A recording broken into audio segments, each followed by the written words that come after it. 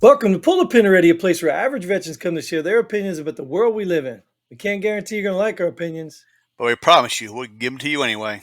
I'm Jim. And I'm Nate, and let's pull the pin already. Let's do it. Let's do it. So, this is a War Room episode. For those of you who watch us enough, you know this. That's kind of all we do lately because that's kind of all we have time for. We'd love to bring you detailed conversation about certain topics, but that would require research, which is probably a waste of our time at this point anyway. But we will more than likely entertain you if you really had a request. We might find some time. I don't know. But in the meantime, we're just going to grab some headlines from the mainstream media where we're going to talk about whether we've read the article or not. Probably not, because we're busy like you guys, right? We all know you got work and bills and kids and all that other stuff, so you don't have time to read it. So we're going to tell you exactly what it's about, and we're going to tell you how to feel about it too if you want to be mad. If not, then you don't need our opinion. But our opinion is important because of what, Nate? Because we're just average veterans. We've been around the world and we know everything. Yes, so you got to listen to us because we know. All right, let's get into some headlines. I'm sure we got some good stuff today. Boom. Republican bill with massive boost to junior enlisted pay sparks veto threat from Biden. What else is in the bill? Right. First question, what's in the bill? Second question is Biden's not really vetoing this, so who's vetoing it? Make this a standalone bill. Then if it doesn't pass, then you got problems. Yeah, all bills should be, right? This is not a Democrat Republican thing. All bills should be about what they're about, and that's it. Yeah, nothing else. No earmarks, no other crap inside of them.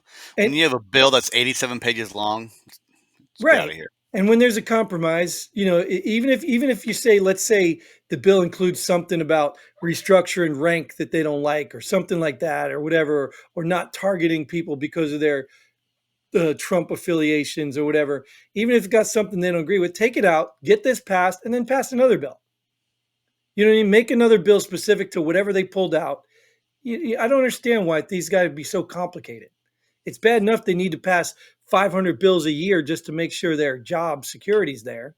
Right, exactly, yeah. Nobody keep up. Because you imagine, like, it's bad enough. See, that's the funny part about these people. We know they're not doing crap because they're not even writing the bills. They're having people write them for them. Probably now chat AI, whatever's writing them. They're not even right? reading them. Right. They don't even read them, right? So they're not doing crap. They're making money, living off the government teat, our taxpayer dollars, right? Pretending they're doing something, and they're not. But they have to pretend they're doing something. We'd rather them run the country right and do nothing and get paid to do nothing because they did a great job running the country. Yeah. You know what I mean? They're afraid that, though, if they're in that position, we won't need them. Yes, we still need you because decisions still have to be made.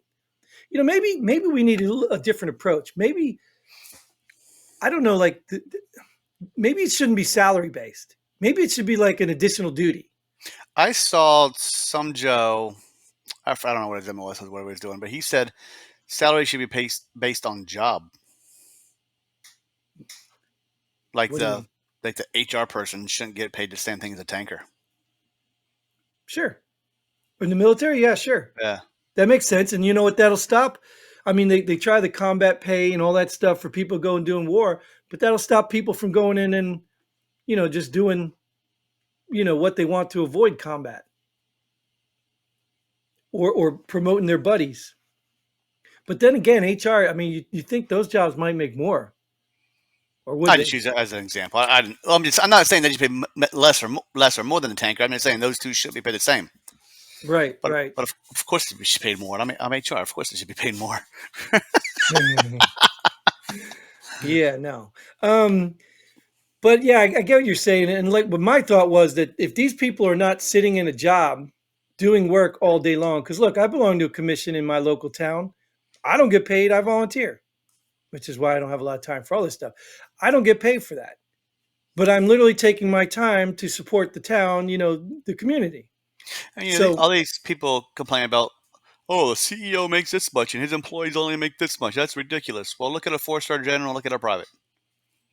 Well, yeah. Why would you complain a CEO makes? No, I mean, all these people are saying CEOs make all this money, but other people that they employ are making minimum wage, and they're not taking care of their employees and this and that. So you could probably make an argument for percentages, right? Even though they're made up on the spot, but you can make an argument for percentages, right? Say if the CEO makes X amount of dollars, his employees must make this percent of whatever his pay is. So if the chief of staff makes X amount of dollars, then the private should make this much money, right? You know why I said you can make an argument for that, because think about it. If the money's there, it like compared to the NFL, you're very familiar with sports, right? How are these people making millions of dollars? And if they're making millions of dollars, the people above them got to be making more, right? Oh yeah. So how is they making millions of dollars, but the guy at concession stands making $15 an hour? Luckily, you know what I mean. So what I'm Hmm. saying is, there's so much money in the industry, it should be divided on some sort of scale, and you just work your way up the scale if you want more money. It's just that simple, and that requires skills and education and stuff like that. I I'm don't gonna think kind that's a of, hard competition. I'm gonna kind of argue that because the person in the concession stand works for a different company than the person playing football. Right, but Two different companies. right, but the people who own the team are paying the company that hires the concession people. So that's Are a they? scale in its own. Well, how do Are they they get though? paid? Are they How, though? I don't know. I'm asking. Are they though? well, the money's coming from someone. So when you go buy a ticket, It's where's that money go? well, the ticket goes to probably goes to the. I don't know. Good question. Well, that's my point. Is whoever's in the system, obviously business. So some Yeah. of that ticket could go to the company, some of it could go to the stadium, some of it could go. The NHL gets their cut, right? So if all they're responsible for is their players, then I understand that. You know what I mean? So they're getting millions up here and they're disseminating through their players, right? So I understand that if that's where the money's coming from. If it's somebody's own personal money and they're just choosing to pay players a lot because they have the money, which makes you think that because of like the New York Mets, right? That guy bought the team and all of a sudden he's overpaying for all these players that suck anyway and they can't even get the playoffs. But that's my point. So if the money's coming from a private person and he chooses to spend his money however, that might be a kink in the plan. But in the Well, end, I think it yeah. still looks better. Well, maybe if they spent more money, they wouldn't have this problem. Good, yeah, good point, right? Anyway, I'm trying to break down business, and I can't even talk about what I don't know, right? Air Force to miss recruiting goal for the first time more than 2 decades. I don't think they're the only one. Hmm? I don't think they're the only one missing recruiting goals. Right, but think And I about it. just don't know why they can't recruit anymore. I just don't know why.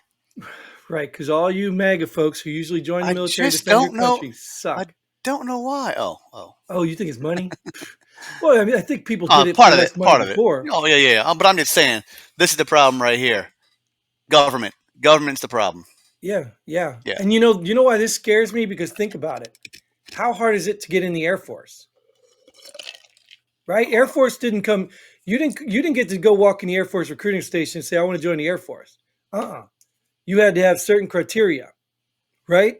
So that tells you the Air Force would be the first branch to always fill up because everybody would go in the Air Force, especially all the veterans and have people that know Air Force is the way to go, right? So you think if they can't meet recruiting goals, there's no way the other branches are, No. because all the Air Force would have to do is lower some of their standards and they'll take all the people trying to go the other branches. You know that. So at the end, this is scary because clearly we have a problem recruiting all of our military. And I understand why. It's almost like the police force, except in the police force, people can see the avenue to corruption and control. So if you missed your recruiting goal, should there be a draft? There will be. There will have to be a draft if we go to war. If World And War all III starts, there'll have to be a draft. and all able-bodied Americans are eligible for the draft, right? Uh, Equality, equal opportunity, equal whatever the thing is nowadays. mhm. They should all be eligible, right? Oh, I agree. Okay, just checking. But that's not how it's going to work. But you know that. I agree, though. Yeah. I think it's sad because, like I said, when the Air Force can't meet their goals, there's a problem recruiting. You know it because they can handpick whoever they want. Or or is it the opposite way? Is it because they have these higher standards that they can't meet them? Or should it be the Army should never miss a goal because anybody can get in the Army? You know what I mean? You look Well, at it no, that no, way. but right, but if there's not enough people applying, the Army will never get their goal. Yeah.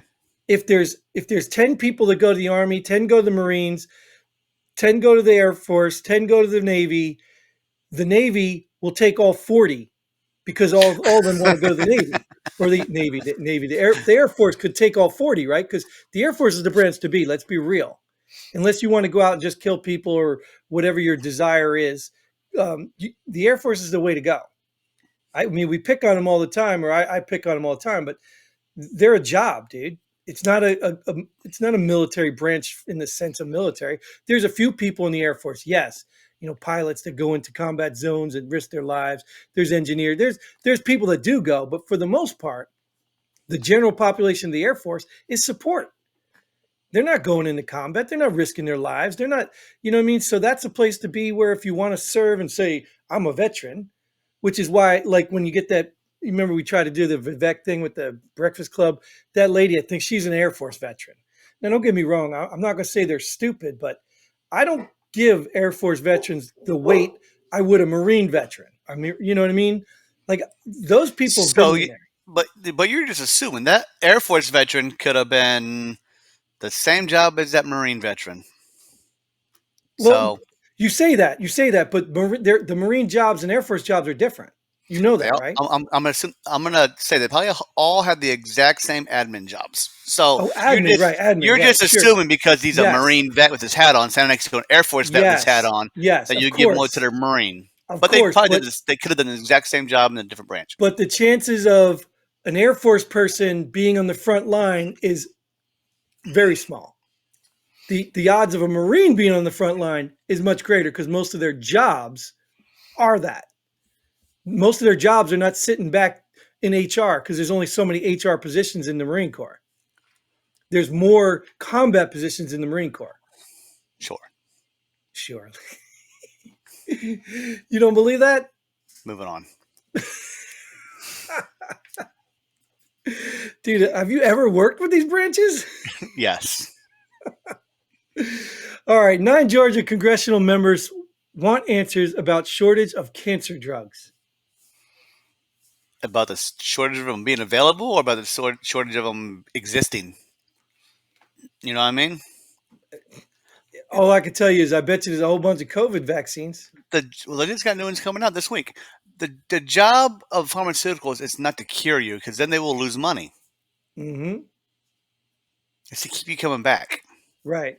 So what would That's cause why there's not a COVID? cure for these things, and they're not going to create a cure because they don't want to cure you, because then they lose money because you don't need the drugs anymore. Right. So maybe the vaccine, this whole COVID stuff, has surplus their money so well that they don't need to keep cancer people on the hook anymore. Oh, Although cancer treatments are pretty expensive, I have to assume there's a lot of money in that. Yeah, I have to yeah, assume that. but let's wipe away education, um, college tuition debt instead of cancer debt. Right? Right? Well, no, we don't want to do that. Let's just send it all to Ukraine. What the hell do we need any of that stuff for? Ukraine or Iran, send them all the money. What do we need that for? Let's Yeah. just send it overseas. You know who's not asking for our money? Who's that? Oh, look at that. Earthquake in Morocco kills at least 2,000. I actually just saw something on this yesterday in the news. Probably was the news, probably just on TV, that Morocco only has in place with like 6 countries for aid. That's it, to receive aid. So they're not even receiving aid yet Hmm. from from the U.S. I mean, we have billions and millions to give you, Morocco. Just letting you know. Yeah, we got a printer downstairs. What do you want? What do you want? Just send us some prisoners and we'll give you what you want.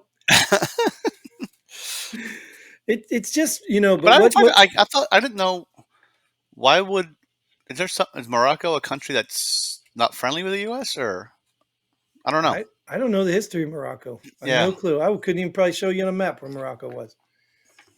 But they have earthquakes, so it's obviously near a fault line. That narrows it down. Wait a minute. Or they're right in the target of climate change. That's what it is. Could be.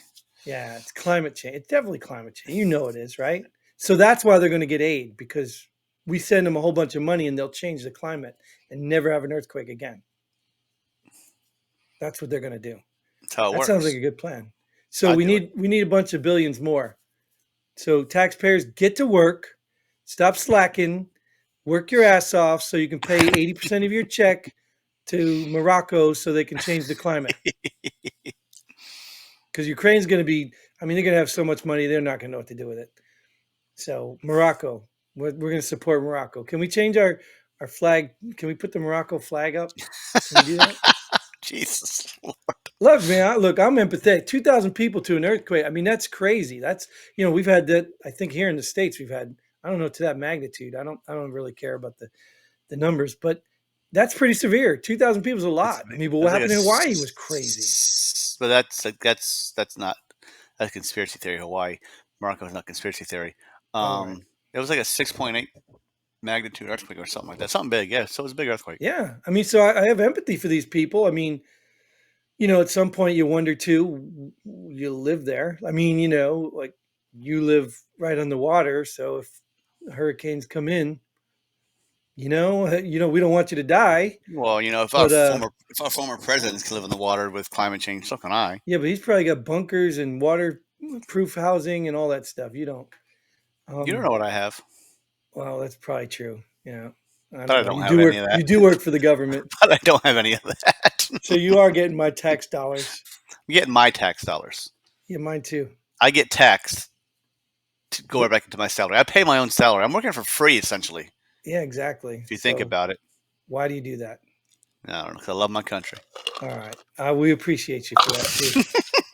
And I appreciate you for showing up and talking about what we talk about. And I appreciate all of you out there for watching. Like, share, subscribe, and send us your money so we can send it to Ukraine or even Morocco now. Although I'd probably be okay sending some to Morocco more than Ukraine. But Hawaii comes first. So until then, Godspeed. And pull the pin already. Boom.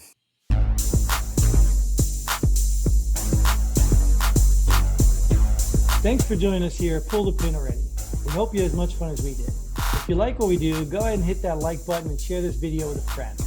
Don't forget to subscribe and hit that bell button so you don't miss out on any of our future episodes. But most importantly, leave a comment below. Let us know if you agree or disagree with our opinions. Hope to see you here next time on Pull the Pin Already.